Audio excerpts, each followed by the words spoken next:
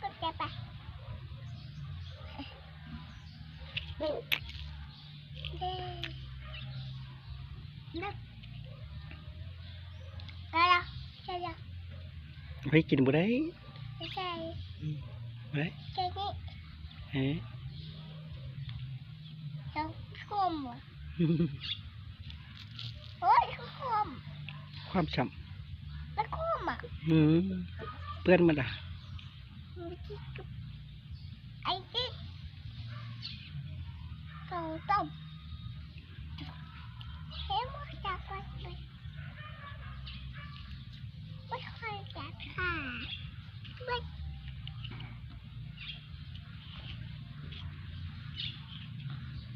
มาที่อุ้งไก่เฮ้ยแก้ว